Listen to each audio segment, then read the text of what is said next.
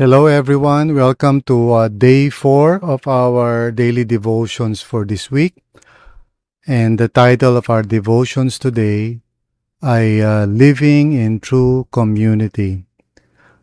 Mula ito sa 1 Peter chapter 1 verse 22, itong devotions natin. Of course, we're still talking about last Sunday's sermon, Living with Devotion. And so basahin natin itong 1 Peter 1 verse 22. Love one another deeply from the heart. Amen. So tayo po'y manalangin. Lord, patuloy po namin dinadalangin na makita namin yung vision of a different kind of life that is characterized by devotion to your word and then to our relationship with one another, Panginoon, by God's grace.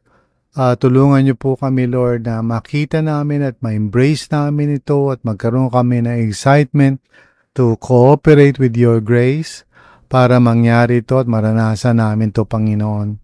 Lord, thank you that your kingdom brings about a new family and we are part of that. So by your grace and mercy, Lord, deepen our understanding, especially of the idea of fellowship or community. And by God's grace, nawa, itong aming i-pursue, Lord.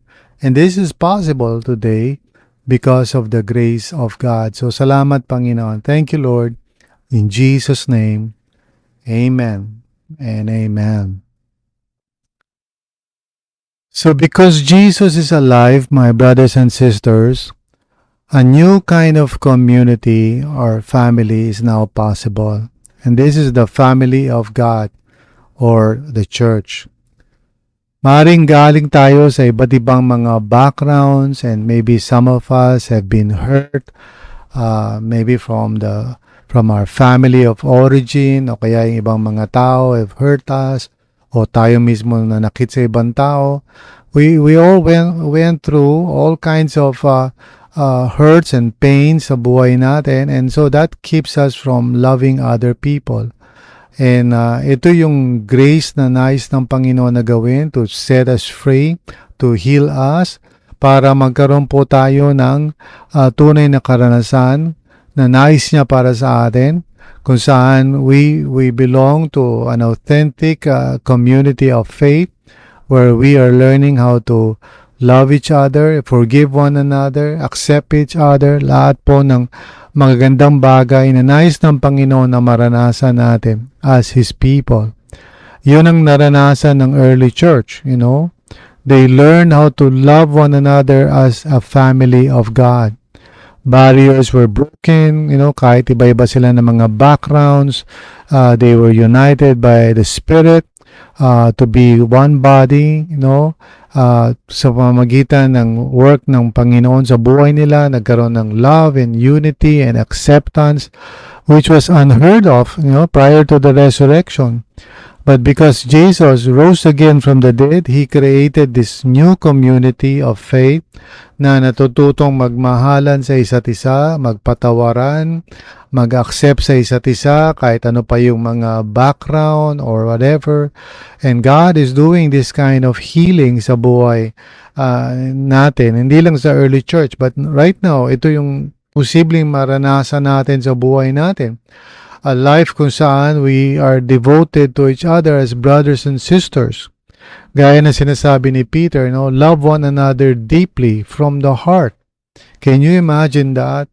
That we can actually become a people na merong tunay na pagmamahal sa isa't isa, tunay na pagkakaisa, tunay na pag-accept. Now you might be thinking na, wow, masyado ideal yan. Well, that's exactly what I'm trying to say. No, na God can create this kind of community. At yung sinasabi sa Acts 2 verse 42 is a description, no, sa atin. They were devoted to the fellowship, sabi sa Acts 2:42. In other words, yung sinasabi ni Peter sa 1 Peter 1 verse 22 na, you know, love one another deeply from the heart. Well, that is the vision. We can actually become like that, no? Devotion to one another, kung saan merong tunay na pagmamahalan, pagtutulungan, pagkakaisa, is now possible sa atin if we will devote ourselves to God's will and purpose. He can enable us to be healed from our hurts that keeps us from trusting one another. Siya ang pwedeng gumawa nito, and if we are going to just trust Him and participate in that process. Minsan kasi naiisip natin because kung nasaktan na tayo in the past, well, iniisip natin, well, mahirap magtiwala. Well, God is going to deliver us from that. God wants to give us the experience of, even though it's not perfect, yes, may mga challenges yan. Hindi ko naman sinasabi na being in relationship in the Christian church ay smooth lang, walang problema. Of course not. May mga challenges yan. Pero minsan kasi dahil wala tayong vision, we allow a very shallow kind of experience, in the church. Kontento na tayo minsan that we just attend and then we go home. Not really understanding that God desires more for us in terms of experience. Gusto niya na ma-set free tayo from our fears, our lack of trust, and even yung business natin minsan, which is a cover minsan of our reluctance to connect with others. The Lord wants us to see the vision of really experiencing true community even in this life. Kahit hindi siya perfect, yes, I would say that again, hindi perfect, pero it is real, it is true. Minsan iisip natin na church is just parang pupunta lang tayo doon to listen to sermons. Not really understanding that the church can really be a place of grace para sa atin. We can experience tunay na pagmamahalan in the church. And it won't happen overnight, but we can devote ourselves to that journey and we can see the possibility of that happening in our church. So, I've always believed na ang RLCC can be a place talaga of grace for people kung saan mararanasan natin yung tunay na pagtanggap na walang judgment, tunay na pagtutulungan at pagmamahalan at pagkakaisa. I really believe that because the Lord promised that. And so I'm not going to settle for anything less, I'm not going to say, hindi, okay lang, talaga ang ganyan ang buhay. The church is minsan a place na maraming conflict. No, I don't believe that. I believe that the life that is possible para sa atin in Christ includes this idea of having true community. No? Gaya nga ng pinag-uusapan natin, an experience of a life na talagang devoted to God's truth, but also a life that is characterized by true, authentic relationships, Kaya ang pangalan ng church natin is Real Life Christian Communities because we believe that this is possible for us through Christ Jesus our Lord. No? So, alam ko may iba sa atin may hesitation to really engage and be involved. But I want you to know that there is a life that is possible for us. A life that is aligned to God's truth. And so, therefore, we can actually experience the kind of life that is truly life. And then, through God's word, we can be set free and healed from our pain and our hurts, and He can give us, an authentic experience of real community with one another, okay, in the church. So, huwag tayong magsettle sa mababaw lamang na relationships. God wants us to grow in our relationships with each other as brothers and sisters in the Lord. And again, ulitin ko, I'm not saying that this is just going to be easy, but God's grace and power is available para matuto tayong magtiwala sa isa't isa, mag-accept sa isa't isa, huwag mag-judge, huwag mag-reject ng isa't isa, magkaroon ng tunay na brotherhood at pagtutulungan, ng sisterhood na talagang nakikita ng mga tao that we truly love each other in the Lord.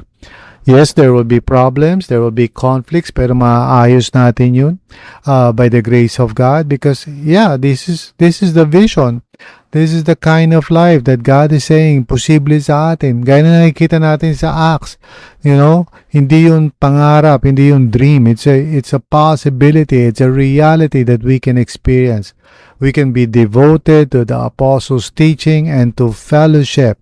And as we're going to talk about tomorrow, also to the breaking of bread and prayer, we can be a godly people.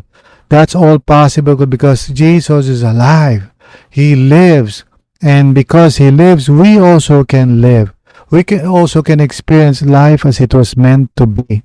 Okay? So maging open tayo, embrace natin yung vision, mag-cooperate tayo. Let's devote ourselves to tayong mag-grow sa relationships natin. Matuto tayong magpatawad pag may mga nagkakasala. Matuto tayong mag-accompany ng isa't isa in our journey of faith. Huwag tayong mag-solo flight. Let's continue to develop yung tinatawag natin sa RLCC na communityship. So this is possible for us. Amen? This is possible. This is the kind of life that we can experience because Jesus is alive. No? Because Jesus is alive, we also can live differently in this world, experiencing the kind of life that is possible in His name. Yes, it's not a perfect thing. Meron pa rin mga struggles, meron pa rin mga temptations, meron pa rin mga difficulties. But please don't lower your expectation of the Christian life. Don't think na hanggang dito lamang, na parang okay, nandyan lang tayo, paatin-atin. Don't allow the world to shape your expectation of the kind of life that is possible in Christ Jesus our Lord.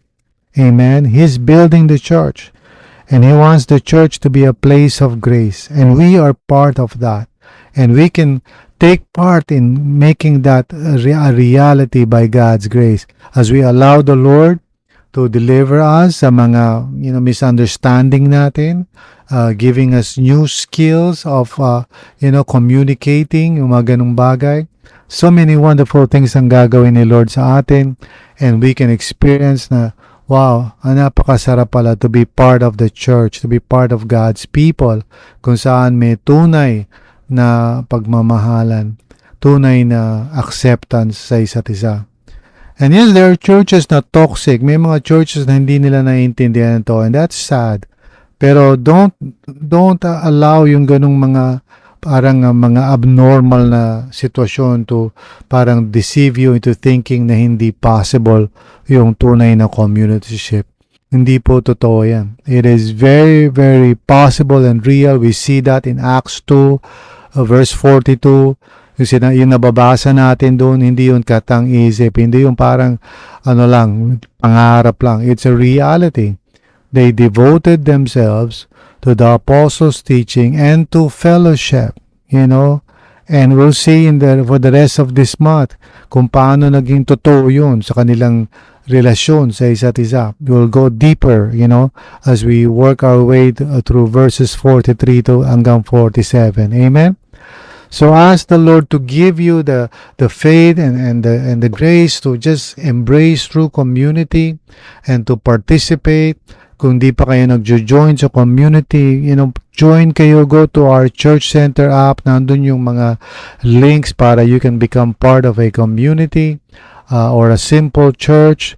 We can all experience God's grace in the area of relationships. Posible yan because Jesus is alive. Amen?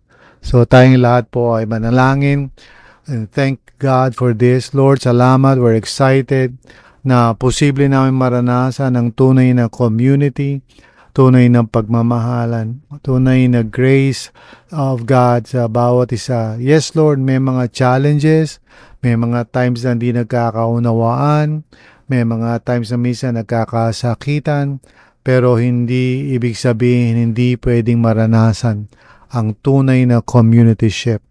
So Lord, set us free from our fears, work in our hearts, and give us the grace to just devote ourselves to the fellowship of believers. Nawa magkaroon kami ng faith to join a community or a small group, a circle group, para maranasan talaga namin yung sinasabi mo, Lord God. Thank you, Lord. It is by your grace alone, and we trust in you for the process. In Jesus' name, amen and amen. So brothers and sisters, I'm excited na pinag-uusapan natin to because I really believe na ito yung vision, you know. Sabi ni Dallas Willard in talking about spiritual formation na kailangan una sa lahat makita mo yung vision of what your life can become. And this is what we're doing right now. We're looking at Acts 2:42, the very first part ng buong passage na pag-uusapan natin for the month of May. And I want us to see that vision and I want us to get excited. Lord, posible ba ito? Can I really live a life that is devoted to you, to your word? Can I really live a life na bahagi ako ng authentic community? And my answer to that is yes, yes, yes, yes, yes, yes. Posibleng-posible yan sa buhay natin. Let's trust the Lord. Let's devote ourselves. Let's study the Word of God together. Let's go into community. Let's go into our small groups together. At makikita natin na yung sinasabi ng Panginoon is something that can really happen sa buhay natin. Even in this life, hindi ka na kailangan maghintay tayo na pumunta tayo sa heaven. It can be true right now sa buhay natin. Praise God. Thank you, Lord. Thank you so much for your grace sa aming buhay. Maraming salamat. And thank you everyone for just joining me here. I just want to pray for everyone. Lord, tulungan niyo po kami na ma-set free kami. Na makita namin na talagang we can be part of a life-giving community. Thank you, Lord. In Jesus' name. God bless you and I'll see you tomorrow for the last devotional natin for this week. God bless.